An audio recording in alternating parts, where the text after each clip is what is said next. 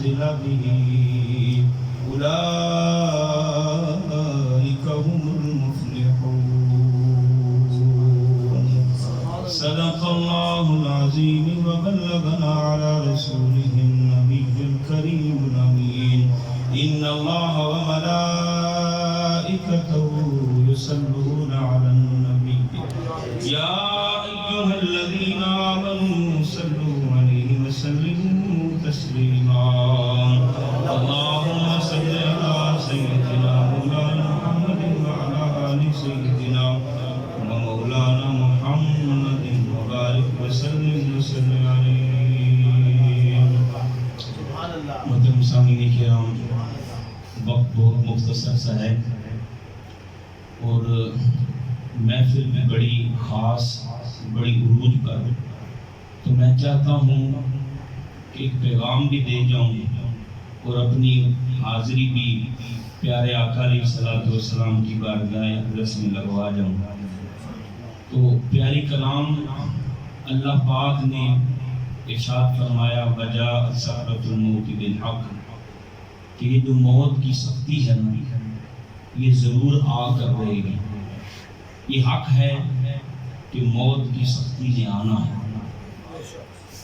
اب موت کی سختی ہر ذی روح ہر نفس نے موت کا ذائقہ چکھنا ہے.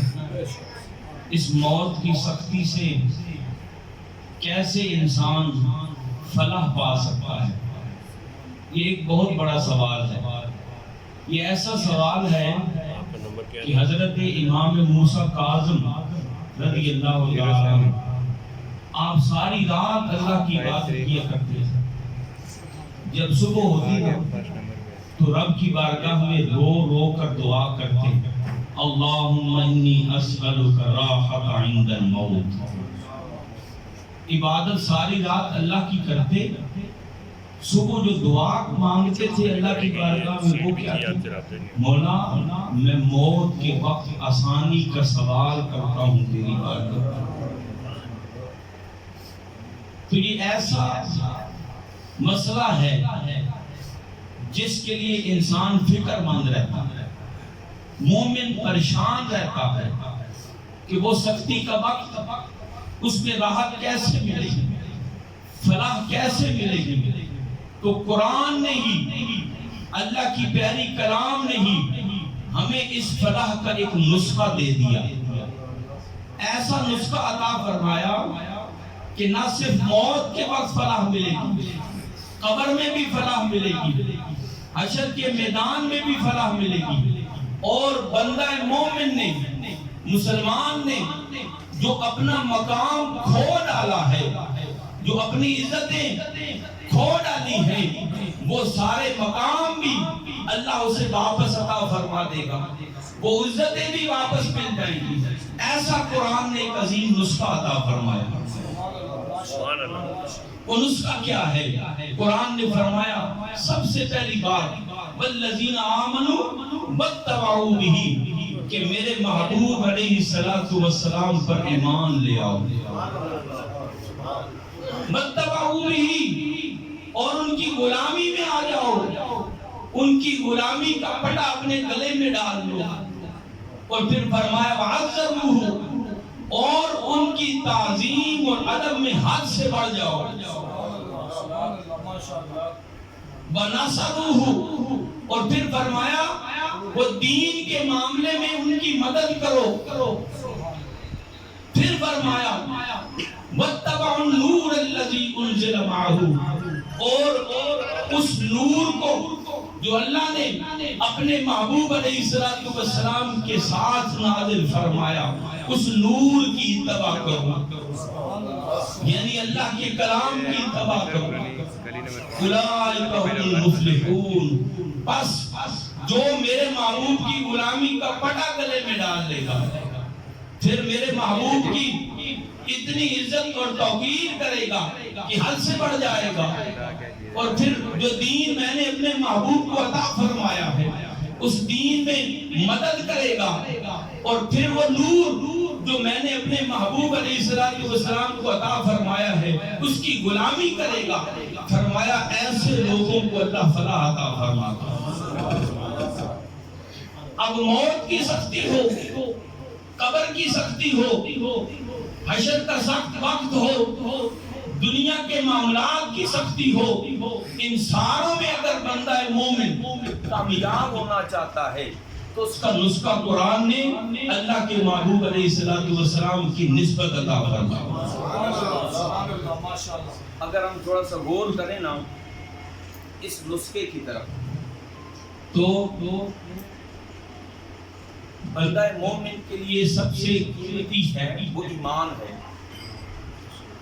اس ایمان کی تقویت کے لیے پھر اللہ تعالیٰ نے محبت کے درجات رکھے، پھر نیک اعمال رکھے، پھر انسان کا اخلاق ہے۔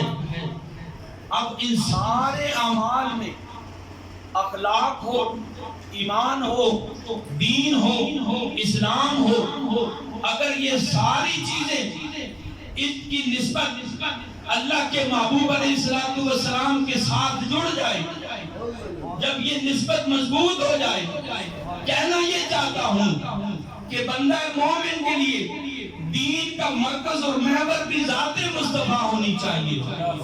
اخلاق کے اچھے ہونے کا مرکز، حسن اخلاق کے لیے بھی جو مرکز و محور ہے وہ ذات مصطفیٰ علیہ السلام ہونی چاہیے۔ جب بندہ مومن اپنے زندگی کے ہر کام میں اللہ کے محبوب علیہ السلام کو اپنا آئیڈیل بنا لیتا ہے، مرکز و محور بنا لیتا ہے، تو پھر کامیابی اس کا مقدر بن جاتی ہے۔ پھر موت کی سختیاں اس کے لیے نہیں ہوتی، پھر موت کے وقت راحت نصیب ہو جاتی ہے۔ اگر حضرت یوسف علیہ السلام کے حسن کی مثالیں تو دنیا دیتی ہے، اور آپ نے وہ بات بھی سن رکھی کہ آپ کا حسن ایسا تھا کہ وہ مصر کی عورتیں آپ کے حسن میں محو ہو کر یہ بھول گئی تھی اور اپنے ہاتھوں کو کاٹ بیٹھی تھی، تکلیف تک محسوس نہ ہوئی تھی۔ تو جو عاشق، جو امتی اپنا سب کچھ مدینے والے مصطفیٰ علیہ السلام کی ذات پر قربان کرنے والے ہوتے ہیں، اپنا دین اور اسلام کا محور و مرکز اپنے پیارے آقا کو سمجھنے والے ہوتے ہیں، تو کیسے ہو سکتا ہے کہ موت کی سختی آ کر ان کا نام و نشان مٹا دے؟ موت آتی ہے لیکن کیا ہوتا ہے؟ موت ان کے لیے راحت کا سامان پیدا کرتی ہے۔ موت کو وہ گلے لگا لیتے ہیں کیونکہ انہیں پتا ہے اس قید خانے سے اب جان چھوٹنی ہے اور اپنے محبوب آقا کی زیارت کرنی ہے۔ تو قرآن نے جو پیکج دیا نا، یہ پیکج بڑا عظیم ہے، بڑی کامیابی ہے اس کے اندر۔ پھر اللہ تعالیٰ نے انسان کے من کے اندر یہ جو دل رکھا ہے، اس دل کو اللہ نے ایک میدان جنگ بنایا۔ اس میدان جنگ کے اوپر اللہ نے دو لشکر پیدا کیے۔ ایک لشکر شیطان کا لشکر ہے اور ایک لشکر رحمان کا لشکر ہے۔ ان لشکر کے پھر سپہ سالار ہیں۔ جو رحمان کا لشکر ہے اس کا سپہ سالار اللہ نے روح کو بنایا، اور جو شیطان کا لشکر ہے اس کا سپہ سالار نفس ہے، کیونکہ نفس اور شیطان اسی دنیا سے تعلق رکھتے ہیں۔ دل کی زمین پر رہتے ہوئے اس دنیا سے آسانی سے اپنے ہتھیار حاصل کر لیتے ہیں۔ ان کے ہتھیار کیا ہیں؟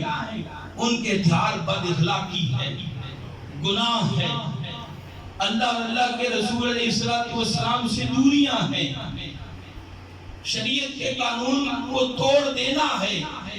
اس دنیا کی زمین میں رہتے ہوئے یہ لشکر آسانی سے کیا کرتا ہے؟ اپنے ہتھیار لے لیتا ہے، جبکہ روح جو اس دل کی زمین پر موجود ہے اس کا یہ وطن نہیں۔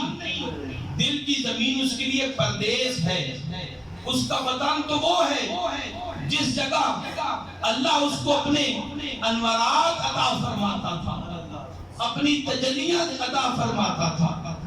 انبیاء کی روحوں سے ملاقاتیں ہوتی تھی، فرشتوں سے باتیں ہوتی تھی، وہ عالم بالا، یہ روح کا دیش ہے، یہ دل کی زمین اس کے لیے پردیس ہے، تو روح اداس رہتی ہے، روح اس دل کی زمین پر اداس کھڑی رہتی ہے، کیونکہ اتنے دور اس عالم سے اتحاد لینا اب مشکل محسوس ہونے لگتا ہے۔ پھر کیا کرے؟ اس کو اتحاد کیا چاہیے؟ اس کو اتحاد محبت چاہیے، اس کو اتحاد آہوزاریاں چاہیے، اس کا اتحاد اللہ کی بارگاہ میں سجدوں میں رکھا ہے، اس کے اتحاد اللہ کی بارگاہ میں خشیت سے رکھا ہے، آنسو بہانے میں رکھا ہے، اچھے اخلاق میں رکھا ہے۔ یہ ساری چیزیں کب ملیں گی؟ کیسے ملیں گی؟ جب بندہ مومن اپنا سب کچھ پیارے آقا علیہ السلام کی ذات مبارکہ سے وابستہ کر دے، جب یہ نسبت مل جاتی ہے، یہ غلامی مل جاتی ہے، یہ محبت مل جاتی ہے، تو روح کو وہ ساری طاقتیں نصیب ہوتی ہے۔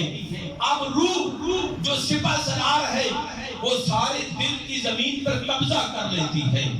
اب دل کا عالم یہ ہے کہ یہ دل ایک عرش کی مانند ہو جاتا ہے، وہ مقام جو اللہ نے روح کو اس عالم میں عطا کرنے ہیں، اب وہ سارے انوارات کی تجلیاں، وہ روح کے معاملے اللہ اس بندہ مومن کے دل پہ نازل کرنا شروع کر دیتا ہے،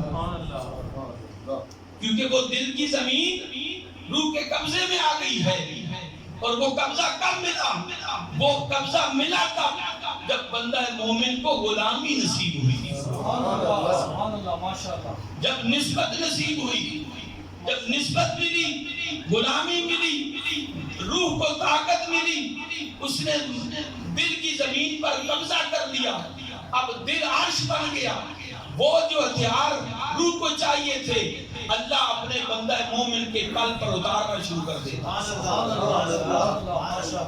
اب اس کے سامنے پردے کچھ نہیں رہتے، یہ دوریاں کچھ نہیں رہتی۔ دہلی میں ایک اللہ کا مقرب بندہ رہتا تھا، ڈوبا ہوا عاشق، خواجہ غلام رسول نماز ان کا نام تھا۔ ایسا عاشق تھا کہ مسجد دہلی کی مسجد میں بیٹھا ہوا تھا اور درس نظامی کی کلاس چل رہی تھی، واقعہ معراج کا تذکرہ چھڑ گیا، تو جو طالب علم تھے انہوں نے سوال کرنا شروع کر دیا کہ ہم نے تو تاریخ میں پڑھ رکھا ہے کہ یہ جو آسمان کی دنیا ہے یہ سالڈ پارٹیکل سے بنی ہے، ٹھوس ہے، سخت ہے، اس میں سے تو کوئی شے پاس نہیں ہو سکتی۔ تو استاد سے سوال کرنے لگے کہ پھر آپ کہہ رہے ہیں کہ اللہ کے محبوب علیہ السلام آسمانوں کی دنیا سے گزر کر اللہ سے ملاقات کے لیے چلے گئے، تو ہمارا ذہن کیسے مانے اس چیز کو؟ تو استاد محترم نے بڑی دلیلیں دی، پر بات نہ بنی۔ جب اس عاشق نے دیکھا نا کہ میرے آقا علیہ السلام کی ذات مبارکہ پر بات ہو رہی تو جلال میں آ اٹھ کے کھڑا ہو گیا اور کہنے لگا میں حضور کا امتی ہوں، میرے آقا کے بارے میں کہتے ہو کہ وہ آسمانوں کی دنیا سے کیسے دور چلے گئے، یہ پوچھنا چاہتے ہو؟ ایک دفعہ نعرہ لگایا، دہلی کی مسجد کی دیوار کے پار چلا گیا، پھر ادھر سے واپس مسجد کے اندر آ گیا اور پھر آ کر کہنے لگا دیکھو میں رسول اللہ کا غلام ہوں، جب سے میں نے اس غلامی کا پٹا اپنے گلے میں ڈالا ہے اللہ نے مجھے یہ طاقتیں دی ہے کہ یہ سخت دیوار میرے لیے کوئی شے نہیں ہے، میں اس کے پار بھی جا سکتا ہوں اور واپس بھی آ سکتا ہوں۔ جب غلامی کرنے والے کو اللہ یہ طاقتیں دیتا ہے کہ جن کی غلامی سے یہ طاقتیں ملی ہے تو سردار کا عالم کیا ہوگا؟ نعرہ تکبیر، نعرہ رسالت، نعرہ رسالت، نعرہ رسالت، مقام مصطفیٰ، عزت مصطفیٰ، حسن مصطفیٰ، چہرہ مصطفیٰ، زلف مصطفیٰ۔ مصطفیٰ نالین مصطفیٰ منبر مصطفیٰ مسجد مصطفیٰ طلب مصطفیٰ رحمت مصطفیٰ عطا مصطفیٰ غلام مصطفیٰ تاجدار ختم نبوت علماء سنت نعرہ حیدری تاجدار ختم نبوت لبیک لبیک یا رسول اللہ لبیک یا رسول اللہ لبیک یا رسول اللہ لبیک یا رسول اللہ لبیک یا رسول اللہ لبیک یا رسول اللہ تو قرآن نے یہ نسخہ جو عطا فرمایا، اگر ہم چاہتے ہیں کہ ہمیں وہ کھویا ہوا مقام واپس مل جائے، وہ فلاح مل جائے، وہ دنیا کی عزتیں واپس مل جائیں، وہ آخرت کی کامیابیاں مل جائیں، تو اس کے لیے ایک ہی در ہے، اور وہ در پیارے آقا علیہ السلام کی ذات مبارکہ کا در ہے۔ جو اس در پہ جھک گیا، اللہ تعالیٰ نے اس کو عظمت عطا فرما دی۔ اللہ تعالیٰ سے دعا ہے اللہ تعالیٰ مجھے بھی اور آپ کو بھی سمجھ عمل کرنے کی توفیق عطا فرمائے۔ ہمارے نائب البلاغ المبین مقبول مختصر سب سے اجازت ہے۔